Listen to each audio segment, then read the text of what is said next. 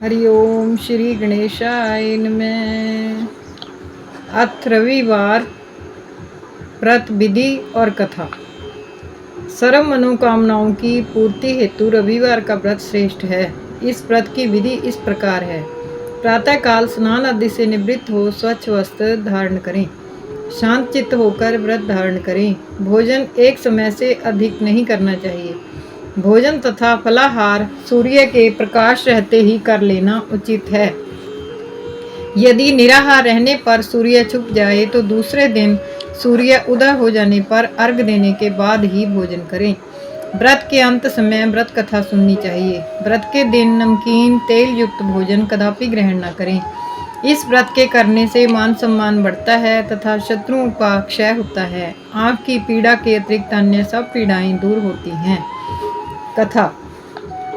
एक बुढ़िया थी। उसका नियम था प्रति रविवार को सवेरे ही स्नान आदि कर घर को गोबर से लीपकर फिर भोजन तैयार कर भगवान को भोग लगा स्वयं भोजन करती थी। ऐसा व्रत करने से उसका घर अनेक प्रकार धन धान्य से पूर्ण था। श्री हरि कृपा से घर में किसी प्रकार का विघ्न या दुख नहीं था।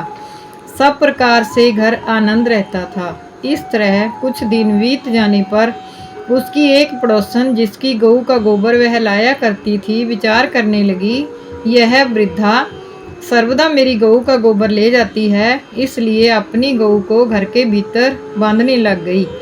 इस कारण बुढ़िया को गोबर ना मिलने से रविवार के दिन अपने घर को न लीप सकी। तब उसने ना तो भोजन बनाया और ना भगवान को भोग लगाया तथा स्वयं भी उसने भोजन नहीं किया। इस प्रकार उसे निराहार व्रत किए रात्रि हो गई। वह भूखी प्यासी सो गई। रात्रि में भगवान ने उसे सौंपन दिया और भोजन ना बनाने तथा भोग ना लगाने का भेद पूछा। वृद्धा ने गोबर ना मिलने का कारण सुनाया। तब भगवान ने कहा कि माता, हम तुमको ऐसी गौ देते हैं जिससे सभी इच्छाएं पूर्ण होती हैं।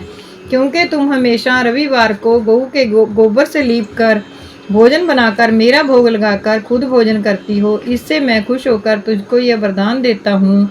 क्योंकि ऐसा करने से मैं अत्यंत संतुष्ट होता हूँ। निर्धन को धन और माज स्त्रियों को पुत्र देकर दुखों को दूर करता हूँ तथा अंत समय में मोक्ष देता हूँ। स्वप्न में ऐसा वरदान देकर भगवान तो अंतर्धान हो गए और जब वृद्धा की आंख खुली तो वह क्या देखती है, आंगन में एक अति सुंदर गऊ और बछड़ा बंधे हुए हैं। वह गऊ और बछड़े को देखकर अति प्रसन्न हुई और उसको घर के बाहर बांध दिया और वहीं खाने को चारा डाल दिया। जब उसकी पड़ोसन बुढ़िया ने घर के बाहर एक अति सुंदर गऊ और बछड़े को देखा तो द्वेष के कारण उसका हृदय जल उठा। और जब उसने देखा कि गऊ ने सोने का गोबर किया है तो वह उस गऊ का गोबर ले गई और अपनी गऊ का गोबर उसकी जगह पर रख गई। वह नित्य प्रति ऐसा ही करती रही और सीधी सादी बुढ़िया को इसकी खबर नहीं होने दी। तब सर्वव्यापी ईश्वर ने सोचा कि चालाक पड़ोसन के कर्म से बुढ़िया ठगी जा रही है, तो ईश्वर ने संध्या के समय अपनी माया से बड़े जोर की आंधी चला दी। इससे बुढ़िया ने अंधेरी के भय से अपनी गऊ को घर के भीतर बांध लिया। प्रातःकाल उठकर जब वृद्धा ने देखा कि गऊ ने सोने का गोबर दिया है तो उसके आश्चर्य की सीमा ना रही और वह प्रतिदिन गऊ को घर के भीतर बांधने लगी। उधर पड़ोसन ने देखा कि गऊ घर के भीतर बांधने लगी है और उसका सोने का गोबर उठाने का दाव नहीं चलता। वह ईर्ष्या और डाह से जल उठी और कुछ उपाय न देख पड़ोसन ने उस देश के राजा की सभा में जाकर कहा, महाराज, मेरे पड़ोस में एक वृद्धा के पास ऐसी गऊ है जो आप जैसे राजाओं के ही योग्य है। वह नित्य सोने का गोबर देती है। आप उस सोने से प्रजा का पालन करिए। वह वृद्धा इतने सोने का क्या करेगी?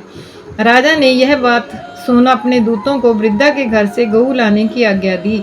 वृद्धा प्रातः ईश्वर का भोग लगा भोजन ग्रहण करने ही जा रही थी कि राजा के कर्मचारी गऊ खोल कर ले गए। वृद्धा काफी रोई चिल्लाई, किंतु कर्मचारियों के समक्ष कोई क्या कहता। उस दिन वृद्धा गऊ के वियोग में भोजन ना खा सकी। रात भर रो रो ईश्वर से गऊ को पुनः पाने के लिए प्रार्थना करती रही। उधर राजा गऊ को देख बहुत प्रसन्न हुआ, लेकिन सुबह जैसे ही वह उठा सारा महल गोबर से भरा दिखाई देने लगा। राजा यह देख घबरा गया। रात्रि में राजा को स्वप्न में कहा, कि राजा यह गाय वृद्धा को लौटाने में ही तेरा भला है। उसके रविवार के व्रत से प्रसन्न होकर मैंने उसे गाय दे दी है।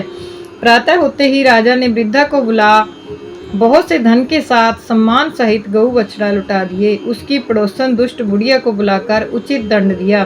तब जाकर राजा के महल से गंदगी दूर हुई। उसी दिन से राजा ने नगर निवासियों को आदेश दिया कि राज्य तथा अपनी समस्त मनोकामनाओं की पूर्ति के लिए रविवार का व्रत किया करो।